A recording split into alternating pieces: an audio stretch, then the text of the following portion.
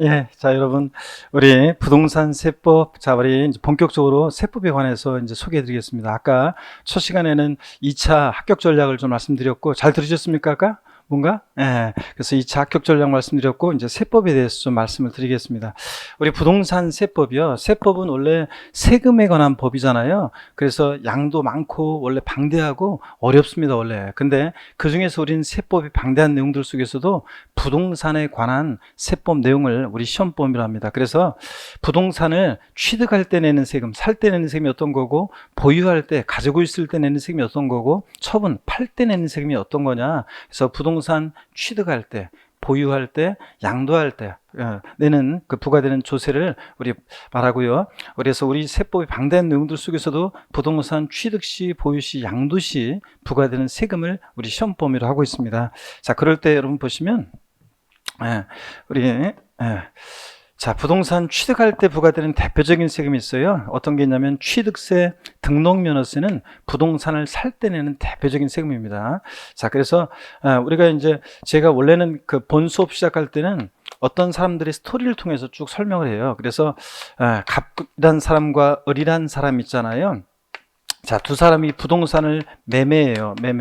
매매할 때 이 매수인 자, 을에 대한 스토리를 통해서 제가 이제 쭉 소개하는데, 자, 두 사람이 만났어요. 그래서 부동산을 매매한다 그러면 우리가 계약금을 치르고, 그 다음에 중도금을 치르고, 또 잔금을 치르고, 또 그 다음에 소유권 이전 등기를 하잖아요. 자, 이렇게 흔히 매매한다면 이런 과정을 거치겠죠? 그랬는데, 이 매수인 을이 계약금, 중도금, 잔금은 치렀는데, 등기 이전 안 됐어요. 자, 그랬어도, 등기 안 됐어도, 잔금을 치렀을 때, 이 을이란 사람은, 매수인은 이 부동산을 사실상 취득했다 이렇게 봐요. 취득했다. 자, 그래가지고 이 취득자가 내는 세금이 있습니다. 그게 뭐냐면 어떤 세금이요? 취득세예요. 취득세를 내고 그 다음에 또 이제 예를 들어서 이 사람이 자, 원래는 이제 제 동창 스토리를 통해서 원래 쭉 소개하는데, 제가 예전에 한 5, 6년 전에 어렸을 때 살았던 동네의 초딩 남녀 동창들 첫 모임을 이제 흩어졌다가 처음 모임을 갖는 그런 날이었는데, 제가 마음이 막 설레고 막 그랬어요. 막 그래서 처음 이제 한동안 특히 여동들은 아주 오랫동안 못 봤다가 처음 만나러 가는데, 막 약속 장소에 가면서 유년의 시절들이 막 스쳐 지나가면서 추억들이 막 그러면서 막 마음이 설레더라고요. 막 그래서 막 갔어요. 어떤 음식점에 딱 도착해가지고 음식이 도착해가지고 딱 이제 있는데, 그래서 두리번거리면서 친구들 어디 있는지 찾고 있는 데 있죠. 그런데 어떤 아줌마가 오더니 있죠, 제 손을 덥석 잡으면서 반갑다 친구야. 그런데 딱 보니까 왜 아줌마가 내 손을 잡고, 그래가지고 제가 이 아줌마가 이러나 그랬는데 봤더니 얼굴에 낯익은 얼굴이 그 속에 있더라고요. 그 아줌마 얼굴 속에. 그래가지고 제가 야, 반갑다 막 그랬는데, 제가 동창들 모임을 갖게 되는데, 그 중에서 제가 꼭 보고 싶었던 어떤 여동 한 명이 있었는데, 그 친구는 지금까지 안 나오고 있어요. 근데 그 친구가 어떤 친구였냐 그러면, 친구 어려서 20살 무렵에 있죠. 동네에서 사고 쳐가지고 애를 낳았어요. 그래가지고 그 애가 애를 낳아가지고 굉장히 고생하고 막 그랬었던 그 친구 스토리를 통해서 원래 본 수업 시간은 소개하는데, 오늘은 좀 간략하게 합니다.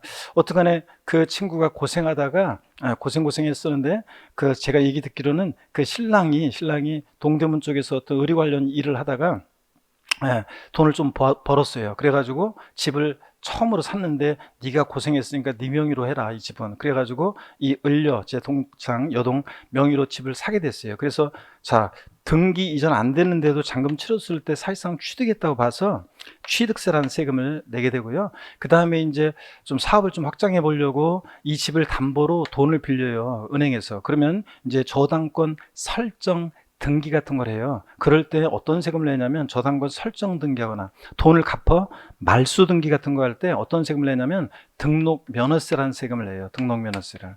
그 다음에 이제 등록 면허세라는 세금을 내고, 그래서 등록 면허세라는 세금을 내고, 그 다음에 이제 또 이 집을 갖고 있으면요, 일정한 때가 되면 어떤 재산 보유에 대해서 매년 반복해서 부과되는 그런 세금이 있어요. 어떤 세금 내겠습니까?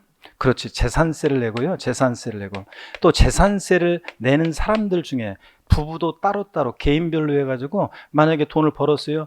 요번에 또 집 한 채 또 요거 네 명의로 해라. 그래서 집을 또 샀어요. 그러면 개인별로 전국에 있는 주택이면 주택, 토지면 토지 가격을 합쳐봐요. 그랬더니 법에서 정해진 일정 기준 금액을 초과해서 재산을 보유하면 고액의 부동산 보유자에게 부과되는 그런 세금이 있습니다. 어떤 세금 내겠습니까?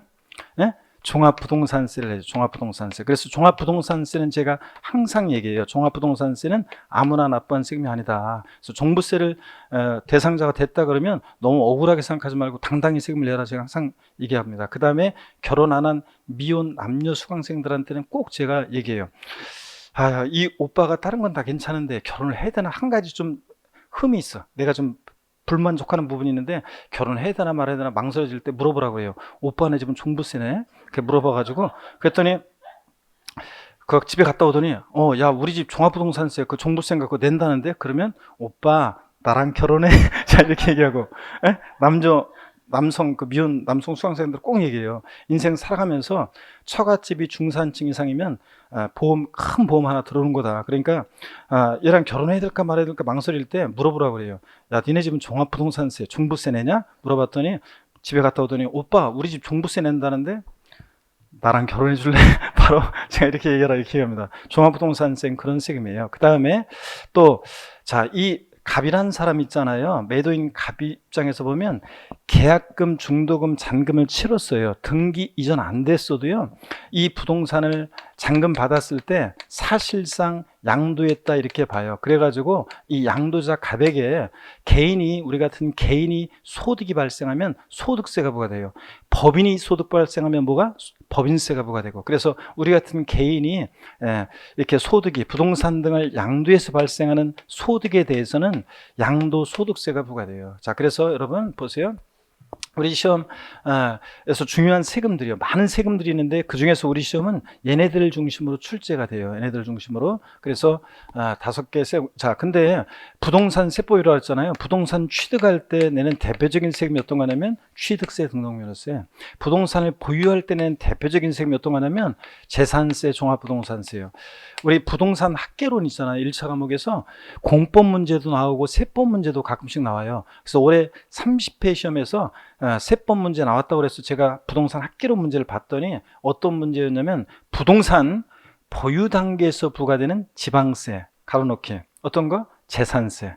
부동산 보유 단계에서 부과되는 국세, 골라라, 종합부동산세. 이런 식으로 해서 이제 문제가 나왔어요. 보유 시에 부과되는 세금, 또 양도 시에, 우리가 부동산 팔 때 내는 세금, 양도 시에 부과되는 세금, 양도소득세. 그래서 우리는 부동산 세법이라고 그랬잖아요. 부동산 취득할 때 내는 취득세, 등록면허세, 보유할 때 내는 재산세, 종합부동산세, 또 팔 때 내는 양도소득세를 중심으로 시험 문제가 출제가 돼요.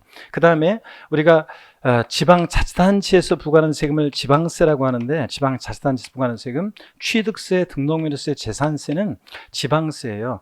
종합부동산세부터는 국가에서 부과하는 세금이기 때문에 국세라고 해요. 그래서 지방세와 국세에는 많은 세금들이 있는데 그 중에서 우리 시험은 이렇게 취득세, 등록면허세, 재산세를 중심으로 출제가 되고, 또 그 다음에 종합부동산세, 양도세를 중심으로 시험 문제가 출제돼요. 아까 출제 비중 우리가 봤었는데 표를 통해서 취득세에서 서너 문제가 출제되고, 등록면허세 한두 문제 출제되고, 재산세 3문제, 종합부동산세 1문제, 또 양도소득세, 소득세에서 대여섯 문제가 출제가 되고 있습니다. 자, 이렇게 해서요. 그래서 아까 양도소득세가 제일 중요하다는 거 말씀을 드렸고, 그 다음으로 취득세, 재산세가 중요하다 말씀드렸고요. 그래서 우리는 부동산 세법이기 때문에 취득할 때 내는 취득세, 등록면허세, 보유시 부과되는 재산세, 종합부동산세, 양도세를 중심으로 시험 문제가 출제되고 또 공부합니다. 자, 요거만 들었어도 부동산 학개론 문제 한 문제 맞출 수 있는 부동산 보유 단계에서 부과되는 지방세는 어떤 겁니까? 재산세. 부동산 우리 17회 시험에서도 공인중개사 17회 시험에서도 세법에서 나왔었는데 그 당시에 많은 수험생들이 다 맞췄을 것 같죠? 근데 틀린 사람들이 많았어요. 부동산 보유 단계에서 부과되는 국세는 그랬는데 그 당시에는 국세, 종합부동산세를 골랐어야 되는데 재산세를 보유 단계 나오니까 바로 재산세 골라서 틀린 사람도 있었어요. 어쨌든 이런 식으로 우리 부동산 세법 얘네들을 중심으로 취득할 때, 보유할 때, 양도할 때 부과되는 얘네들 중심으로 출제된다는 거 말씀을 드렸고요. 자, 그 다음에 계속 이어서 봅니다. 자, 보시면은 우리 우리 조세란 게 도대체 뭐냐? 우리 세금에 관한 법이잖아요. 그러니까 도대체 조세란 것은 도대체 뭐냐? 그래서 조세 정의를 한번 보는데요. 이게 법령에 규정이 되어 있으면 외워야 돼. 근데 법령에 규정되어 있지 않고 학자들이 조세란 거 이런 거 아니냐? 이렇게 얘기한 거기 때문에 그냥 한번 읽어보는 거예요. 조세란 국가 또는 지방자치단체가 필요한 일반 경비 및 특정 목적 경비를 조달하기 위해서 돈이 있어야지 일할 거 아니에요? 그래서 직접적 개별적 반대급부 없이 과세 요건, 세금을 과세하는 데 필요한 요건을 충족한 납세 의무자인 개인 또는 법인으로부터 강제적으로 걷어들이는 금전적 부담이다 이렇게 되어 있습니다. 그러면 이게 무슨 말이냐 도대체. 자, 좀 와닿지가 않죠? 그래서 조세 정의 한번 받고 특징을 한번 보겠습니다. 보시니까 조세의 특징을 보면 조세란 게 어떤 거냐 좀 이해할 수 있게 되는데, 과세 주체라는 말 용어 설명 한번 드려볼게요. 과세 주체라는 것은 세금을 부과하는데 징수 그 권한이 있는 자를 말해요. 그래서 과세 주체에는 국가도 있고 지방자치단체도 있어요. 그래서 아까 국가가 과세 주체인 세금을 뭐라고 하고? 국세. 지방자치단체가 과세 주체인 세금을 뭐라고 해? 지방세. 이렇게 얘기합니다. 그래서 과세 주체는 국가 지자체고, 근데 있잖아요.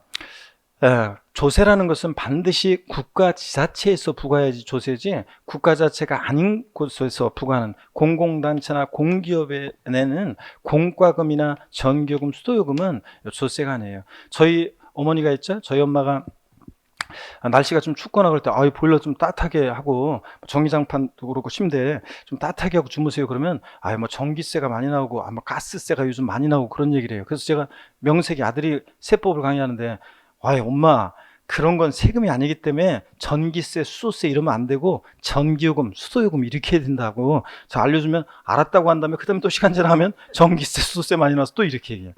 그래가지고 제가 공과금이나 전기요금, 수도요금 이런 것들은 조세가 아니다? 조세가 아닙니다. 국가나 자체가 아닌 곳에서 부과하기 때문에 그렇습니다. 또 보시면 조세 목적은 재정 수입을 확보하는 데 있다. 돈이 있어야지 국가나 자체가 일을 할 거 아니에요. 그래서 재정 수입 조달 목적이 가장 중요한 조세 부과의 목적인데, 그러다 보니까 벌금이나 과태료, 과료 같은 것은 조세가 아니에요. 왜냐하면 이런 것들은 법 위반 행위에 대한 오로지 제재의 목적을 두고 부과하기 때문에 벌금, 과태료, 과료는 조세가 아니라는 거예요. 이런 거는. 자, 때로는 의심이 들 때가 있긴 있어요.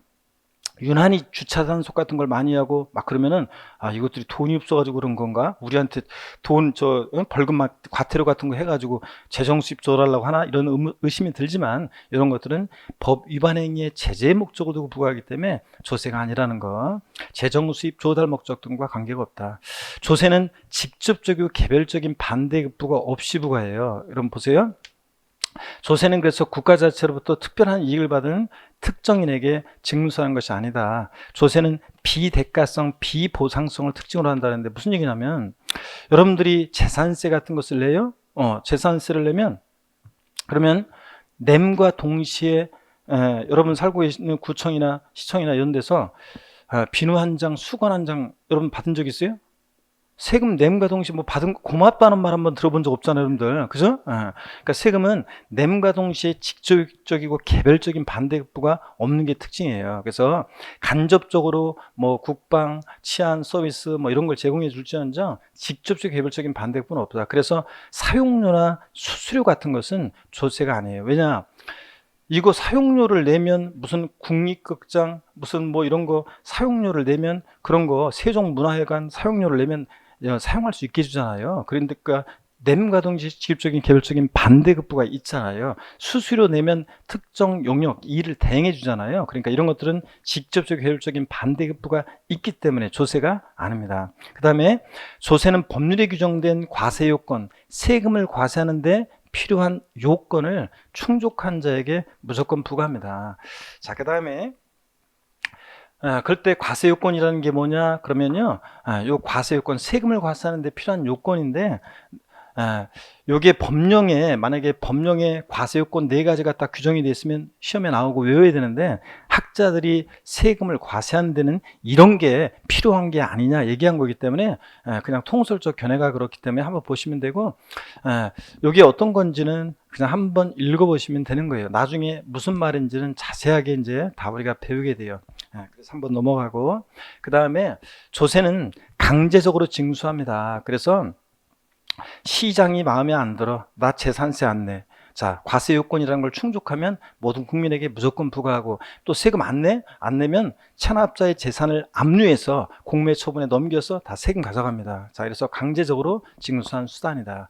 자, 그래서요, 요까지 이제 제가 조세의 특징을 말씀드렸는데 1번부터 5번까지는 교양이었고요. 시험에서 나오느냐? 안 나와. 근데 왜 강의했냐고요? 처음에 세법 공부할 때는 조세란 게 이런 거구나, 다른 것과는 이렇게 다르구나, 그런 거 알아야 될 거 아니에요, 처음에는. 그래서 설명한 거고, 시험에 의미가 있는 것은 요거예요. 6번이요. 그래서 조세는 금전적 급부가 원칙이다 그랬는데, 보세요. 어떤 얘기인지 한번 살짝 말씀드려 볼게요.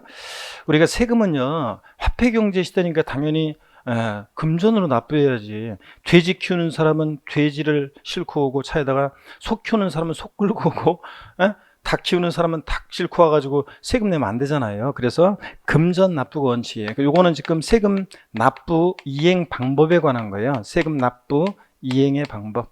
어떻게 세금 납부를 이행하느냐 그러면 원칙적으로는 금전 납부가 원칙이에요. 자, 그 다음에 또 한 번에 내는 게 원칙이에요. 일시불 납부요. 한 번에 내는 게 원칙이에요. 그런데 예외가 있어요. 예외가 있는 것이 금전 납부 원칙의 예외로 써 있죠.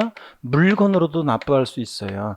자, 그 다음에 또 일시불 납부 원칙 예외로서 분할 납부 나누어 낼 수도 있어요. 그러니까 물납과 분할 납부는 원칙적으로 허용되는 게 아니라 보다 예외적으로만 허용돼요. 그 다음에 이 물납의 자세한 요건과 절차가 있어요. 요거는 이제 30회 시험에서도 정답 지문이 옳은 지문 골라라 해서 물납의 요건을, 재산세 물납의 요건을 알고 있는지 묻는 문제가 이제 정답이었는데 맨날 공부한 거예요. 자, 그래서 요건과 절차는 나중에 이제 우리가 배우게 될 거고요. 그 다음에 허용되는 세금들이 있어요. 그래서 허용되는 세금들을 알아야 되는데 아무 세금이나 허용되는 게 아니라 물납, 분할 납부 할 수 있는 세금이 있고 또 요건과 절차가 있습니다. 일단 여러분, 물납 어떤 거냐? 자, 여기 보시면 조세는 금전으로 납부하는 것이 원칙인데 세법에 성하는 경우에는 자, 예외적으로 이렇게 물납이라는 게 허용되고 예외적인 규정이다. 물건 납부할 수 있다. 분할 납부, 일시 납부가 원칙이지만 예외적으로 분할해서 납부할 수도 있다. 용어를 한번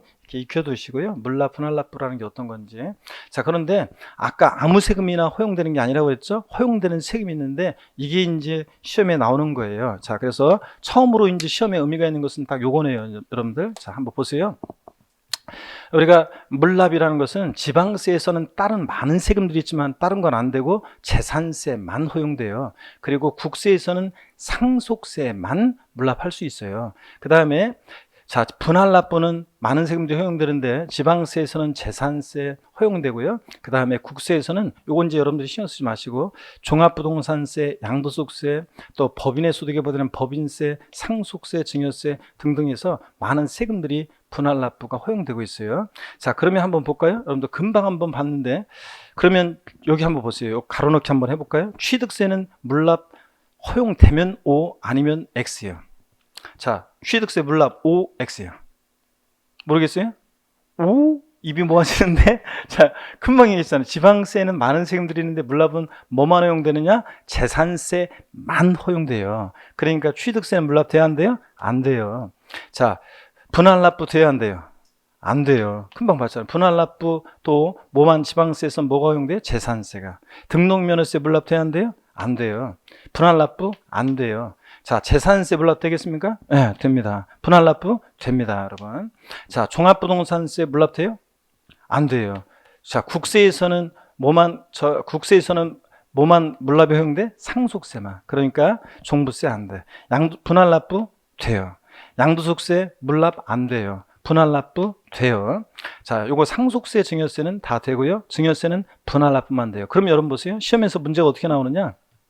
이렇게 나오는 거예요. 다음 지방세법상 물납과 분할 납부가 모두 허용되는 조세를 고른 것은 또는 골라라 나와요. 그러면 지방세법상 물납과 분할 납부가 모두 허용되는 세금 어떤 겁니까? 지방세에서는 재산세. 얘만 물납 분할납부가 다 허용되고, 국세에서 물납과 분할납부가 모두 허용되는 조세를 골라라. 그럼 뭐예요? 상속세. 이런 식으로. 자, 그래서 우리가 이제 이런 식으로 공부하고 앞으로 이제 해요. 그래서 이런 거라는 거. 시험 문제는 이런 식으로 문제가 나와요. 자, 그래서 요게 이제 시험에 의미가 있는 거 한 가지를 우리가 배웠습니다.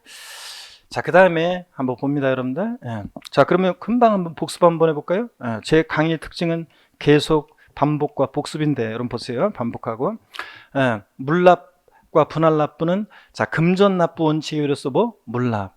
일시불납 원칙에 예외로서 뭐? 분할납부가 허용되는데, 예외적으로만. 그럴 때 물납, 지방세에서 물납과 분할납부가 모두 허용되는 지방세는 어떤 거라고요? 재산세만. 국세에서 물납과 분할납부가 모두 허용되는 세금은 뭐다? 상속세만 이렇게 허용된다. 이런 정도 한번 알고 가시면 됩니다. 계속 앞으로 반복할 거고요. 그 다음에 우리가 세법을 잘 하려면 이해를 해야 된다고 그랬잖아요. 처음에는 그 이해하기 위해서는 이 실질과세 원칙이라는 게 있어요. 우리 부동산 세법에서 굉장히 중요한 원칙인데, 이 실질과세 원칙을 이해하면 많은 내용을 외우지 않아도 이해할 수 있게 되거든요. 자, 그럴 때 이 실질과세 원칙은 지방세 기본법, 국세 기본법에 나와 있는 내용인데, 제가 각색해서 좀 설명을 드리면 귀속의 실질을 그 특징으로 해요. 납세 의무의 실질 귀속. 무슨 얘기냐? 자, 실질, 어떤 재산의 실질 소유자와 그 명의자가 달라요. 자, 그럴 땐 누구한테 세금을 귀속시킬 것이냐? 명의를 보고 명의자에게 세금을 부과할 것인지, 아니면 명의자는 갑으로 되어 있지만 실질 소유자는 을이 있다 그러면 그 실질 권리자에게 세금을 부과할 것이냐, 이게 문제가 되거든요. 세금은 누구한테 귀속시키냐? 이 실질 소유자에게 귀속시켜라. 이게 실질과세 원칙입니다. 그 다음에 내용도 실질적으로 보고 부과하라. 그래서 사실주의 과세 있죠. 이게 이제 굉장히 중요해요. 앞으로 제 강의를 들으면 제가 많이 이제 언급할 건데, 뭐냐면 사실주의 과세는 등기, 등록, 허가 등과 무관하게 과세한다는 거예요. 그래서 아까 여러분 보세요. 아까 제가 강의할 때, 여러분 아까 보세요. 아까 제가 강의할 때 갑과 을이, 자 보세요. 갑과 을이, 아까 제 동창 여동 말씀드렸는데, 갑과 을이 부동산을 아까 매매했다고 그랬죠. 을녀 명의로 최초로 집을 샀어요. 그래서 처음 그 주부들 보면은 처음 집 샀을 때 막 기분이 막 굉장히, 부모님한테 많이 물려받아 가지고 부모님이 사준 집에 들어가는 것보다는 이렇게 이제 처음에는 이제 전세로 시작해서 살다가 나중에 자기 집을 이제 마련했을 때, 그럴 때 그 주부 수강생분들 말을 들으면 진짜 막 가슴이 설레어가 이사 가는 날 잠도 안 오고 그런다고 하더라고요. 그런데 보세요. 자, 부동산을 매매할 때 아까 얘기 드렸어요. 두 사람 만나서 계약금을 치르고 중도금을 치르고 잔금을 치렀다고 그랬잖아요. 근데 소유권 이전 등기는 아직 매수인 을 명의로 등기가 안 됐어요. 근데 잔금을 치르는데 등기 안 됐어도 이 매수인 을이 이 부동산을 사실상 취득했다고 봐가지고, 취득했다고 봐서 뭐가 됐어요? 취득세가. 또 등기 이전까지 안 해줬는데도 매도인 갑은 잔금 받았을 때 이 부동산을 사실상 양도했다 이렇게 봐가지고 뭐가 부과됐어요? 양도세가. 그러니까 우리 시험에 관계된 주요 세금들은 등기가 안 됐어도 취득세라든가 그 다음에 재산세나 또 양도세가 부과가 돼요. 등기 안 돼도. 자, 그 다음에 보세요. 우리가 잔금 치름과 동시에 등기 전에 필요한 서류를 넘겨받고 열쇠 딱 받잖아요. 그래서 취득했다고 보고, 또 어떤 특정한 날, 미리 말씀드리면 6월 1일 날을 기준으로 재산세는 부과되거든요. 6월 1일 날 등기 전 안 됐어도 내가 잔금 치러서 갖고 있으면 재산세가 부과돼요. 자, 우리 세법은. 그래서 민법과 달라요. 등기 안 됐어도 이렇게 세금이 부과되고, 또 등록되지 않은 재산도, 등록되지 않은 것도 재산세나 취득세가 부과돼요. 양도세가 등록되지 않아도, 허가받지 않아도 부과돼요. 무허가 건축물을 취득할 때 취득세도 부과돼요. 무허가 건축물을 보유할 때 재산세도 부과돼요. 무허가 건축물 양도할 때 양도세도 부과돼요. 어떤 수강생분이 그랬어요. 수강생분들이 빽히 들어차 있는데, 여기도 이제 이 공간이 나중에 빽히 들어차거든요. 그런데 그 뒤쪽에 앉은 수험생이 예전에 그랬어요. 예전에 2000년대 중반에 뒤쪽에 앉은 수험생분이 손을 딱 들더니, 나 수업 시간에 질문하지 말라고 하거든요. 근데 쉬는 시간에 와서 질문해야지. 여기저기서 질문인데 이러면 수업이 되겠어요? 그러니까 질문하지 말라고 하는데, 어떤 수강생분이, 젊은 수강생이었으면 수업 끝나고 자 이렇게 할 건데, 연세 드신 수험생분이 질문하시니까 또 그냥 거기서 뭐라고 할 수가 없잖아요. 그래가지고 질문하시는, 그러면 무허가 그 주택 같은 것은 어떻게 알고 무허가 건물에 대해서 재산세 같은 거 세금을 부과하나요? 이렇게 물어보신 분이 계세요. 무허가 건물을 어떻게 과세당국에서 알고 세금을 부과하나요? 그건 수험생이 걱정할 일이 아니지. 무허가 건물을 적발해서 세금 부과하는 건 공무원들이 하는 거지. 우리 공부하는 수험생은 그냥 무허가 건축물이 취득세 대상이냐, 다음 중 재산세 대상인 거 아닌 거, 양도세 대상인 거 아닌 거 나왔을 때 무허가 건물이 나왔다, 건축물 대상이 된다, 이것만 알면 되는 거지. 그거 어떻게 적발해서 세금을 부과하나요? 이런 걸 걱정하고 있는 수험생들이 있어요. 아이고, 그런 걱정하면 안 돼요. 우리는 그냥 요렇게 나오면 요렇게 해서 맞춰야지, 그것만 생각해야지 수험생은. 그죠? 그래서 등기, 등록, 허가 등과 무관하게 과세가 돼요.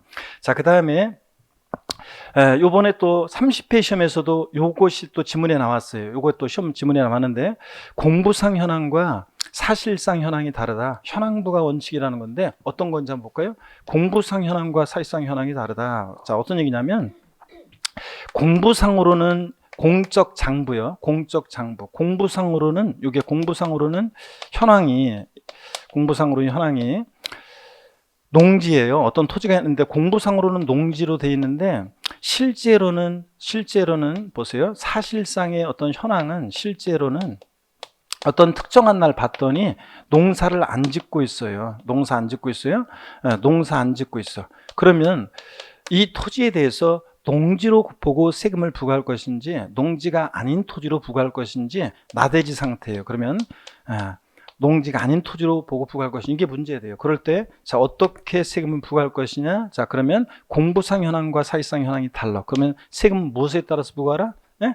무엇에 따라서? 사실상 현황에 따라 부과하라. 자, 요게 사실상 현황에 따라 부과하라. 요게 이제 현황부과 원칙이에요. 그래서 오피스텔 같은 거 상업용으로 건축허가 받았다 하더라도 실제는 양도하는 날 현재 주거용으로 사용하다가 양도한다? 그럼 뭐요? 주택 양도로 부과합니다. 이게 현황부과 원칙이에요. 요거 알고 있는, 이제 공부상 현황과 사실상 현황이 다를 때는 공부상 현황에 따라 세금을 부과한다. 이렇게 바꿔가지고 30회 시험 지문에 나왔어요, 요번에. 자, 그리고 이거는 근데 제가 기초과정부터 처음에 11월부터 말씀드린 거예요. 공부상 현황과 사실상 현황이 달라? 그러면 세금은 무엇에 따라서 부과하라? 사실상 현황에 따라 과세하라. 이거 맨날 얘기하는 거예요. 자, 요게.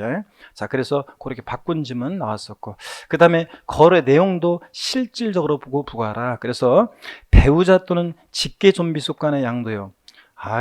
무슨 한 입을 돕고 자는 사이 부모 자식 간의 양도냐. 그래서요, 세무 당국에서는 배우자 직계 좀비속 간의 매매를 해요. 그래서 수험생들, 어떤 수험생이 물어봐요. 교수님, 저희 친정아버지가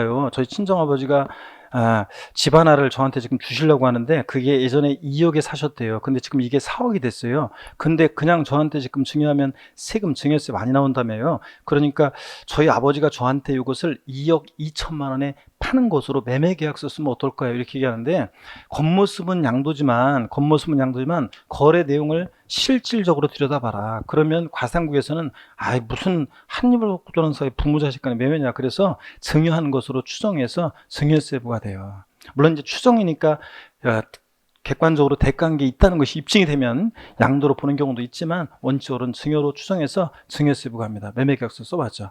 남편이 자다 말고, 여보 일어나봐, 내가 노원구에 있는 아파트 우리가 살 때 그거 내 명의로 그거 3억 주고 샀는데 이게 지금 6억이 됐잖아. 당신이니까 내 특별히 이거 3억 3천만 원에 팔려고 하는데 살래? 고마워 여보. 둘이 막 자다 말고 매매 계약서 써봤자 어떻게 한다고요? 증여로 추정해서 증여세 부과합니다. 이게 실질과세 원칙이에요. 자, 다시요. 실질 소유자와 명의자가 다르면 누구한테 세금을 귀속시켜라? 실질 소유자에게 귀속시켜라. 명의와 상관없이. 내용도 실제로 보고 부과하라. 사실주의 과세. 그래서 등기, 등록, 허가 등과 뭐한다? 무관하게 과세한다. 등기되지 않아도, 등록되지 않아도, 허가받지 않아도 과세한다. 또 현황 부과하라. 공부상 현황과 사실상 현황이 다르다. 그러면 무엇에 따라 세금 부과하라? 사실상 현황에 따라 부과하라. 이런 거. 그 다음에 거래 내용도 실질적으로 보고 부과하라. 그래서 배우자 간에, 직계존비속 간에, 부모 자식 간에 매매 계약서 써봤자 원칙적으로 뭐 한다고요? 증여로 추정해서 증여세가 부과된다. 자, 이런 얘기. 자, 그 다음에 계속 이어서 봅니다. 우리 세법의 그 기초용어인데요. 기초용어인데, 과세 주체, 아까 말씀드렸죠? 세금 부과에 징수 권한 있는 자를 우리가 과세 주체라고 해요. 그럴 때 과세 주체에는 국가도 있고 지방자치단체도 있습니다. 국세 세금들이 쭉 나오잖아요. 지방세 세금들이 쭉 나오는데 많은 세금들이 있잖아요. 근데 우리 시험에서 얘네들이 다 나오는 게 아니라 아까 말씀드렸죠. 종합부동산세 요거 시험에 출제되죠. 한 문제 정도 나온다고 그랬고, 그 다음에 소득세에서 요거 한 문제, 소득세에서 대여섯 문제 출제된다고 그랬잖아요. 소득세. 그 다음에 상속세나 증여세, 부가가치세 이런 세금들은 부동산과 관련이 있는 세금이지만 우리 시험범위에서 제외되어 있어요. 그래서 얘네들 상속세나 증여세, 부가세는 자세한 내용이 출제가 되지 않습니다. 우리 시험 범위가 아니에요. 그 다음에 얘네들은 이제 자세한 내용 출제가 안 되고 세목 이름 정도를 나중에 간단하게 보게 되고, 농어촌 특별세는 독립하게 이 세금에 관한 자세한 내용은 출제 안 되는데 다만 얘 몇몇 특징은 알고 있어야 되고 시험 지문에 조세 총론 문제에서 깔려 나와요. 몇몇 특징을 알고 있어야 되고, 주세, 어제 술 마신 분들은 술에 주류에 대해서 부과되는 주세 시험과 관계없고요. 인지세 같은 것은 문서에 부과하는 국세인데 요거는 몇몇 특징을 알고 있어야 돼요. 시험 지문에 깔려 나와요. 그래서 몇몇 특징, 자세한 내용은 출제 안 되지만 법인의 소득에 부과되는 법인세는 우리 시험 범위에서 제외됐고요. 증권거래세 같은 것은 뭐 시험과 특별히 관계없고 얘네들도 관계없습니다. 개별 소비세 같은 것은 여러분들이 가전제품 사고 기름 넣고 그럴 때 개별 소비세, 개별 소비에 시험 관계없어요. 그러니까 우리 시험에 관계 있는 것은 종합부동산세, 소득세를 중심으로 출제되고, 그 다음에 농어촌 특별세나 인지세 같은 애들 몇몇 특징들만, 얘네들 몇몇 특징들만 좀 알고 있으면 됩니다.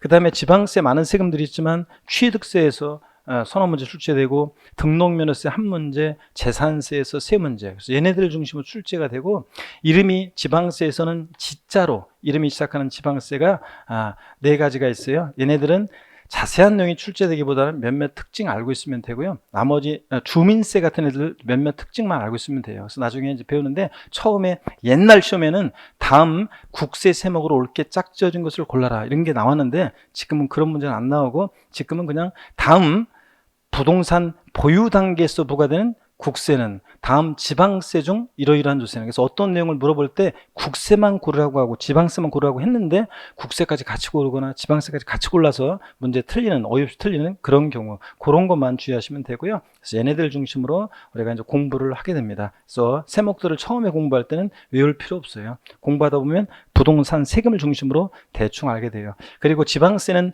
과세주체를 세분화해서 이제 알아주셔야 되는데, 이거 나중에 자세한 내용들 나중에 우리가 본 수업 시간에 배우게 됩니다. 자, 그 다음에 보통세, 목적세. 그래서 우리 세금은요, 이 세금을 걷어서 어디다 쓸지, 사용 목적이, 보니까 약간 집중력이 떨어지려고 하네. 오늘 수업은, 원래 정규 수업은 3타임으로 하는데 오늘 수업은 2타임으로 끝낼 거예요. 얼마 안 남았어요, 이제. 여러분들. 자, 고개 한번 드시고, 저 스트레칭 한번 하고 갈게요. 네? 보니까 집중력이 떨어지죠. 아까는 처음에 뵀을 때는 눈빛이 초롱초롱 하면서 살아있고 막 아까 이 배움의 열기가 막 하나 더 들으시려고 하는데, 본 내용으로 들어가니까 이제 집중력이 떨어지는데, 자, 스트레칭 한번 합니다. 목 운동부터 한번 하시고. 네. 아이고, 목 운동부터. 인강 보시는 분들도 다 같이 합니다. 반대로 돌리시고요. 허리도 한번 좌로 우로 한번 제대로 하려면 제대로 해야죠. 좌로 우로 돌리시고, 기지개도 한번 화끈하게 한번 제끼시고. 좋습니다. 좋습니다. 제가 보니까 그냥 진짜 오늘 좀 이렇게 간략하게 그냥 PPT 보면서 간략하게 그냥 이렇게 하고, 원래는 30분씩 해가지고 간략하게 해서 1시간에 그냥 맞추려고 그랬어요. 근데 첫 시간에 눈빛이 너무 그냥 진지하고 막 하나 더 들으시려고 하고 막 그런 눈빛 때문에 그냥 내가 그냥 안 되겠다, 하나라도 더 좀 더 자세히 얘기를 해줘야겠다 이런 마음이 막 들어가지고 그래서 오늘 좀 길게 했어요. 자, 그래도 어떤 간에 얼마 안 남았습니다. 잘 보세요, 여러분. 이런 거 나중에 이제 본 수업 시간에 본격적으로 배울 건데, 이 세금을 걷어서 어디다 쓸지, 사용 목적이요. 이 세금을 걷어서 어디다 쓸지 특정되어 있는지 사용 목적. 그러니까 이건 뭐냐면, 이 세금을 걷어서 어디다 쓸지 사용 목적의 특정 여부요. 이 세금을 걷어서 어디다 쓸지 사용 목적이 특정돼 있는지 여부에 따라서 우리가 조세를 이제 보통세와 목적세로 분류해요. 자, 어떤 세금들은요, 걷어서 어디다 특별히 쓰려고 이렇게 목적이 정해져 있지 않고, 대부분의 세금들은 그냥 국가나 지방자치단체의 일반적인 운영 경비에 충당해요. 도로도 만들고 공무원 월급도 주고 뭐 이렇게 등등. 그래서 대부분의 세금들은 뭐냐면 사용 목적이 특정돼 있지 않아요. 대부분 세금들은. 그래서 이걸 하나하나 외울 게 아니라 우리 시험과 관련한 주요 부동산 세금들 대부분의 조세는 다 뭐냐면 보통세예요. 근데 사용 목적이 딱 정해져 있는 세금이 있어요. 그래서 농어촌의 산업기반시설 확충 등 교육사업 등 특별한 목적에 충당하기 위해서 위한 조세로 조세 수입의 사용 용도가 딱 특정돼 있어요. 법에 정해져 있어요. 다른 용도로 사용할 수 없는 그런 조세가 있어요. 이런 것들을 목적세라고 하는데 국세 중에서 목적세가 있고 지방세 세금들 중에서 목적세가 있는데 어떤 목적으로 하는지 사용 목적은 자세히 알 필요가 없어요. 대충 그냥 세목 이름만 보고 짐작하면 돼요. 교육 기반시설이나 교육 기반시설 확충, 뭐 교원의 처우 개선 등을 위해서, 교통 기반시설이나 대중교통 활성화, 에너지 보존 정책, 환경 개선 정책 뭐 이런 데 쓰려고 부과합니다. 교통 에너지 환경세라는 세금. 농어촌 특별세는 딱 이름 보니까 알겠죠? 어디를 위해서 쓸지? 농어촌을 위해서 쓰려고 부과하는 그런 세금입니다. 농어촌의 산업 기반시설 확충이나 농어촌의 균형 발전 등을 위해서 쓰려고. 그래서 목적세, 국세 중에서 세 가지가 있고요. 지방세 중에서 지역자원시설세라는 세금이 있어요. 보세요. 한번 들어보세요. 그냥 편하게. 지역 간의 균형 발전이나 수자원 보호 같은 자원 보호, 소방시설 같은 공동시설, 이런 시설 유지 관리할 목적으로 또 지방교육 재정을 해서 이렇게 부과해요. 그래서 나중에 여러분들이 본 수업을 듣게 되면 이 목적세 종류를 외우게 돼요. 자, 암기할 때 기본은 제가 다양하게 이제 어떤 수업 시간에 제가 어떤 얘기를 해요. 근데 수업 시간에 왜 저런 얘기를 왜 하지? 왜 하냐면 나중에 연상기법으로 어떤 얘기 스토리를 해놓고 나중에 요거 강의 내용과 연관시켜가지고 나중에 요거 하면 요거 하면 요거 이렇게 하도록 또 스토리텔링으로도 하시고 또 기억할 수 있도록 하는데 또 가장 기본적인 게 이거죠. 머리 글자를 따서 외우는 거. 교교농. 그 다음에 지방세 목적세 찌 이렇게 해서 외워요. 나중에 이제 여러분 본 수업 되면 목적세 종류 교교농 찌 이렇게 해서 따라하라고 해요. 근데 잘 따라 하시는 분들이 있는 반면에 구경만 하시고 그냥 안 해요. 그랬다가 나중에 가서 뭐 자꾸 세법이 자꾸 뭐 헷갈리고 막 뭐 이런 식이 하는데 제가 아까 얘기했죠. 암기가 일단 기본적으로 돼 있어야지 다음이 생긴다고 그랬잖아요. 다음 것이. 그러니까 기본적으로 암기가 돼 있어야 돼요. 그래서 이제 교교농 찌찌 그럼 따라서 하면 돼요. 교교농 찌찌 한번 해볼까요, 여러분들? 다 같이. 네? 처음이라 창피한가? 자, 그래서 이름 이제 창피한 걸 극복해야 돼요. 다 같이요. 시작. 교교농 찌찌. 그러면 얘네들 교교농 찌찌 빼놓고 나머지는 다 뭐라고요? 보통세예요. 사용 목적 특정되어 있지 않고. 그래서 시험에서는 다음 지방세 중 조세 수입 용도가 특정된 목적세인 조세를 골라라. 그래서 다른 거 막 섞어놓고 고르라고 나오기도 하고 그렇습니다. 이렇게 해서 보통세, 목적세 한번 어떤 건지 한번 용어를 한번 익혀봤고요. 그 다음에 이제 여기 개정이 돼요. 그래서 요거는 이제 공부했던 분들, 자, 우리가 30회 시험을 혹시 살짝이라도 세법 공부했던 분들은 이제 지역자원시설세라는 어떤 세금이 세목 이름이 이제 좀 이렇게 세분화돼서 이제 바뀌는 건데, 그건 이제 나중에 여러분들이 오늘 처음 오셔가지고 요거는 처음 오신 분들은 좀 그렇고요. 나중에 알게 됩니다. 그래서 특정 부동산분이라는 게 공부했던 분들은 특정 부동산분이라는 게 이제 소방분으로 명칭이 바뀌고 특정 자원분 지역자원시설세라는 세금이 이 명칭이 이제 이렇게 두 가지로 나눠서 세분화해서 바뀐다는 건데 나중에 배우도록 하고요. 처음 오신 여러분들은 그냥 나중에 배우게 됩니다. 자, 그리고 세금은 있잖아요. 징수 방법이 이게 직접적으로 간접적으로 중요한데 어떤 세금은 있죠. 가만히 있으면 세금 내라고 뭐가 날라오죠? 납세 고지서라는 게 날라오는 세금이 있고 어떤 세금 가만히 있으면 안 돼요. 우리 같은 납세 의무자, 세금 납부할 의무가 있는 사람이 자진해서 세금을 계산해서 계산된 세금을 신고하고 납부하는 과세관청에 그런 세금도 있습니다. 그래서 이 세금은 어떻게 징수되느냐에 따라서 이제 신고 납부 방법이라는 게 있고 또 그 다음에 보통 징수하는 세금이 있고 그런데 그 세금들의 예를 나중에 다 알아야 돼요. 이 세금은 어떻게 징수가 되는지 이런 것들 나중에 우리가 자세히 다 배우게 됩니다. 그래서 대표적으로 취득세나 등록면허세 같은 세금들은 우리 같은 납세 의무자가 세금을 계산해서 계산된 세금을 과세당국에 신고하고 납부하는 그런 세금이에요. 또 보시면 양도소득세 같은 세금도 당연히 소득세도 우리가 자진해서 세금 계산해서 계산된 세금을 신고하고 납부하는 그런 세금입니다. 그래서 이 세금은 어떻게 징수가 되느냐 이런 거. 그래서 이런 방법을 우리 같은 납세 의무자가 세금 계산에서 그 세금 계산된 세금을 과세관계에 신고하고 납부하는 방식을 신고 납부라고 하고, 국세에서는 이걸 신고 납세라고 하는데 명칭이 다르잖아요. 우리 세법을 공부하다 보면 똑같은 얘기인데 용어가 지방세와 국세에서 다르게 되어 있는 것들이 있어요. 왜 다르게 되어 있냐 그러면 그냥 지방세와 국세를 구별하기 위해서 이렇게 용어가 다른 것들이 있는데 이런 겁니다. 하여튼 신고납부 방법은 요거만 알고 기억하고 가시면 되겠네요. 신고납부 방법이라는 것은 누가 세금을 계산한다고요? 원칙적으로 납세의무자, 우리 같은 납세의무자가 세금을 계산한다는 거. 계산된 세금을 과세관계에 그 다음에 어떻게 한다? 신고하고 납부하는 방식. 이런 걸 뭐라고 한다? 신고납부 방법 이렇게 얘기해요. 자, 그 다음에 또 보시면 이제 그 다음에 한번 보겠습니다. 그 다음에 신고 징수 방법, 신고납부 보통 징수가 없어져 버렸네요. 자, 여기 한번 보겠습니다. 우리가 이제 세법 이제 한번 보세요. 우리가 이제 여러분들이 취득세, 아까 부동산 취득할 때는 대표적인 세금 어떤 거? 취득세, 등록면허세. 보유할 때는 대표적인 세금 어떤 거? 재산세, 종합부동산세. 또 팔 때는 대표적인 세금 어떤 거? 양도소득세 받잖아요. 그럼 그 세금들을 공부할 때 어떤 걸 공부하냐 그러면, 자, 취득세를 공부할 때, 양도세를 공부할 때, 뭐 재산세를 공부할 때 어떤 걸 공부하냐면 이런 거예요.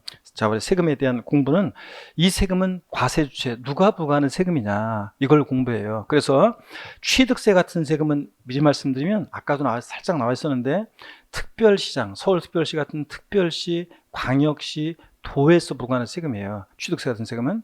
근데 등록면허세라는 세금은 특별시, 광역시에서는 구가. 그래서 취득세는 세금이 보세요. 취득세 같은 세금은 누가 부과하는 세금이냐 이 세금은. 그래서 취득세 같은 세금은 취득세는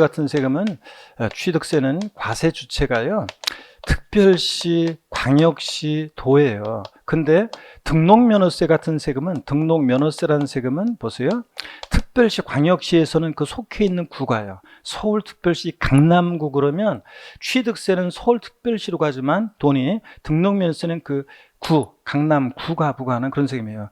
자, 대전광역시 유성구, 부산광역시 해운대구 그러면 취득세는 그 광역시로 가지만 등록면허세는 해운대구, 강남구로 가는 그런 세금입니다. 그다 이런 식으로. 그래서 이렇게 이제 지방세는 이 과세 주체를 세분화해서 이제 우리가 배우게 돼요. 재산세 같은 세금은 이제 시장군수, 구청장이 부과하는 그런 세금이에요. 그래서 등록면허세 참 도가 있는 곳에서는 도가 과세 주체입니다. 그래서 경기도 부천시 그러면 경기도가 과세 주체가 되는 그런 세금입니다. 자, 이렇게 해서 이런 것들을 이제 세분화해서 알아둬야 돼요. 그래서 자, 과세 주체, 이 세금은 누가 부과하는 세금이냐 이런 걸 알아야 되고, 그 다음에 이제 과세 대상, 어떤 것을 취득하거나 어떤 것을 보유할 때, 어떤 것을 양도할 때 이 세금은 부과되는지, 취득세 같으면 어떤 걸 취득할 때 취득세가 부과되는지, 양도세는 어떤 것을 양도했을 때 부과되는지 이런 것들을 이제 알아야 돼요. 과세 대상, 이 세금은 어떤 것을 대상으로 하는지, 납세 의무자, 누가 이 세금은 납부할 의무자가 되느냐 이런 것들, 또 과세 표준과 세율이라고 해서 혹시 여러분 과표란 말 들어보셨어요? 과표. 과세 표준이라는 건데, 세금 계산은 이제 이렇게 해요. 기본적으로 과세 표준이라는 것이 결정이 되면, 과세 표준이라는 게 결정이 되면 여기다가 곱하기 세율 해가지고 우리가 이제 산출세액이라는 걸 구해요. 지방세나 국세나 세금 계산한다 이렇게 하는데, 그럴 때 요 과세 표준이라는 거, 과표 결정하는 과정이 복잡해요. 취득세는 어떻게 계산이 되냐면요, 취득세는 보세요, 내가 주택을 취득했는데 만약에 취득한 가격이 5억 원이에요. 5억. 여기다가 내가 취득한 주택의 가격이 5억이다 그러면 취득세는 주택 세율이 1%예요. 자, 그래서 1%. 그래서 5억 원의 1%니까 산출세가 얼마예요? 5억 원의 1%면 얼마예요, 여러분들? 500만 원이잖아요. 500만 원. 자, 그래서 500만 원 이런 식으로 해서 세금을 계산해요. 그러면 이 세금은 어떤 것을 과세 표준하고 몇 프로 세율이 적용되느냐, 즉 세금 계산을 어떻게 할 것이냐, 이게 이제 시험에서 중요하단 말이죠. 시험에서 중요하고, 그 다음에 납세 절차, 이 세금은 어떻게 징수가 되느냐. 취득세는 자, 신고 납부하는 세금이라고 그랬어요. 그럼 언제까지 신고 납부하느냐? 미리 말씀드리면 취득일부터 며칠? 60일 내 취득세를 신고 납부해요. 자, 그런 것들. 그래서 이 세금은 어떻게 징수가 되는지. 납세지요. 자, 계산했어요? 그럼 어디다 이 세금을 납부할 것이냐? 납세지. 그래서 이런 것들. 시험에서는 이렇게 나와요. 등록면허세, 부동산 등기 시 등록면허세 납세지는 부동산 소유자의 주소지이다. 그럼 틀려요. 주소지가 아니라 그 부동산 소재지예요. 이런 식으로.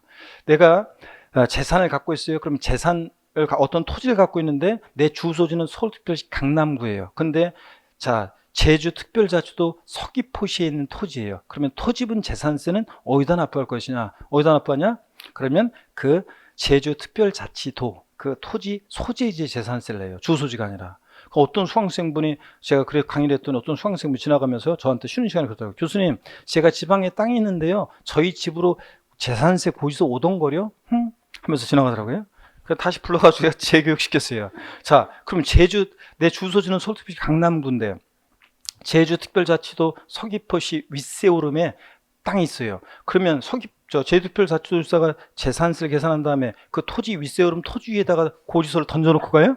내 주소지로 보내준 것 뿐이지. 그래서 그 토지 소재지를 납세지로 합니다. 근데 다만 주소지로 고지서를 보내준 것 뿐이지. 그 돈을 내면 그 토지 소재지 지자체로 돈이 가요. 그래서 납세지, 이 세금은 어디다 납부할 것이냐, 이것도 출제가 되고, 비과세, 어떤 경우에 비과세, 과세에서 제외하는지 과세하지 않는지 이런 것들도 시험에, 또 30회 시험도 그렇고 계속 비과세가 시험에 나오고 있어요. 그래서 공부는 이거예요. 이 세금은 누가 과세 주체가 되느냐, 누가 부과하는 세금이냐, 어떤 것을 대상으로 해서 부과되느냐, 이 세금 납부할 의무자는 누군지, 세금 계산 어떻게 하는지, 그 다음에 계산된 세금은 이 세금은 어떻게 징수가 되고, 자, 어떻게 어디다가 납부하는지, 어떤 경우에 이 세금은 과세가 되지 않는지, 이런 것들을 우리가 이제 공부해요. 각 세목별로. 이렇게 하면 이제 세법이 이제 각 세목별로 공부한 다음에 헷갈려요. 그러면 제가 나중에 비교도의 세법 특강집을 통해서 비교도의 한눈에 쫙 비교할 수 있도록, 이런 것들을 한눈에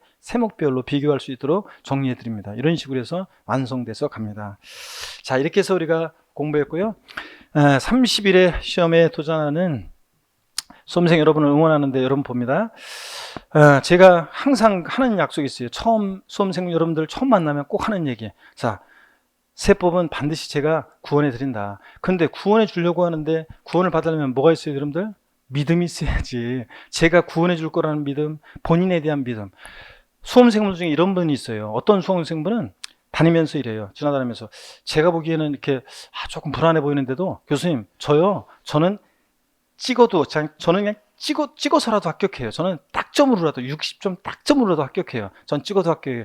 교수님이 제 떨어질 것 같죠? 저 무조건 합격이에요. 막 그렇게 하고 돌아다니는 수험생이 있어요. 마지막에 악수할 때, 교수님, 저 무조건 합격하고 올게요. 제가 속으로는 좀 불안한데 그래도 교수님 저 합격하고 올게요. 막 이러면서 가는 수험생이 있고요. 또 어떤 수험생은 이런 분이 있어요. 제가 보기에는 맨날 이렇게 남아있는데, 학원에 그 주변에서 남아있는데 맨날 얘기를 들어보면 맨날 죽는 소리예요. 맨날 안 될 것 같아요, 교수님. 그냥 모르겠어요. 하나도 모르겠어요. 막 안 될 것 같아요. 맨날 이러면서 들어도, 아니야, 그 정도 했으면 내가 보기엔 충분히 돼. 이 시험은 내가 수많은 수험생을 봤는데 그 정도 이렇게 하려고 하면은 이 시험은 되는 시험이야. 안 떨어진다니, 걱정하지 마. 그런데도 계속 불안해. 그러다 보니까 그런 수험생들은 시험 문제를 잘 풀었어요. 나중에 뭔가 마음이 불안한 그런 마음이 막 자꾸 자신감이 없다 보니까 마킹 같은 거 할 때 한 문제 밀려서 쓴다거나 마킹한다거나, 아니면 하나 빼놓고 중첩해서 한다거나 막 이래가지고 결국은 모르는 문제 한 문제만 넣어도 그거 봐 내가 이렇게 막 모르는 문제 이래가지고 결국은 그런 문제 제끼고 똘똘한 문제 애들 손 잡아주면 합격할 수 있는데도 막 그런 수강생은 그래요. 그러다 보니까 안 돼요. 그래서 제가 항상 얘기합니다. 본인에 대한 믿음. 난 찍어도 합격한다. 스쳐도 한 방이다. 막 이런 식으로 해야 되는데, 자신감을 갖고 공부하라는 거, 본인을 믿고 나는 무조건 합격한다, 그런 확신, 또 저희들에 대한 믿음.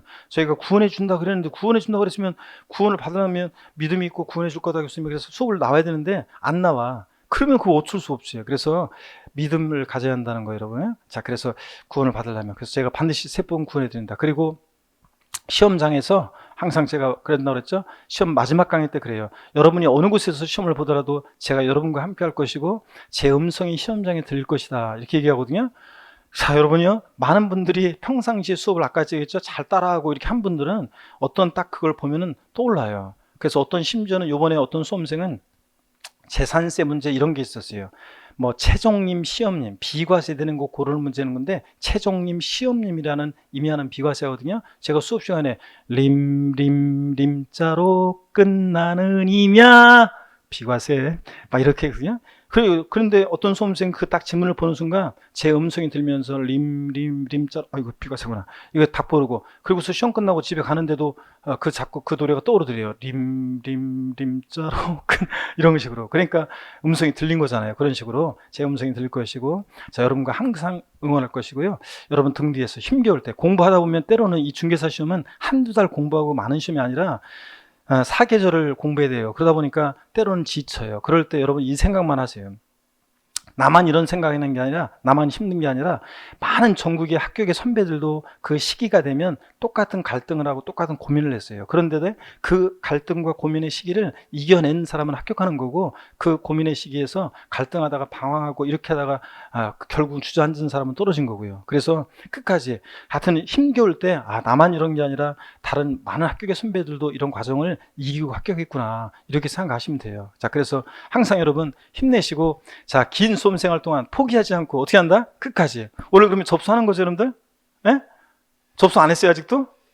그래서 빨리 일단은 공부는 일찍 시작하는 게 장땡이에요. 기초과정부터 11월, 12월 달에는 각 교수님들이 천천히 설명하거든요. 천천히 용어 같은 거 이렇게 하면서 또 한 15분 강의하다가 또 지루할 만하면 다른 얘기도 해드리고 막 이렇게 해요. 근데 나중에는 점점 가면 갈수록 기초적인 설명을 생략하고 쭉쭉쭉 나가기 때문에 나중에 늦게 올수록 기초적인 설명을 못 들으면 힘들어요. 그러니까 여러분들 아셨죠? 11월 당장 오늘 마음 흔들리기 전에 접수 딱 하고 11월부터 출사표를 던져서 본격적으로 하시면, 그러면 차근차근 빠지지 않고 들으시면 동차 1년에 한 번에 끝낼 수 있습니다. 아셨죠, 여러분? 자, 그렇게 하시고, 여러분 오늘 만나서 반갑고, 인강 수강생 여러분들도 끝까지 포기하지 않고 끝까지 하시고요. 저희 해커스 선택 잘 하신 거예요, 여러분들. 자, 최고의 어떤 그 시설과 또 그다음에 스태프들, 또 그다음에 저희 교수진이 여러분 합격을 항상 응원하고 또 길라잡이가 확실하게 되도록 하겠습니다. 여러분 하여튼 반갑고 고맙습니다.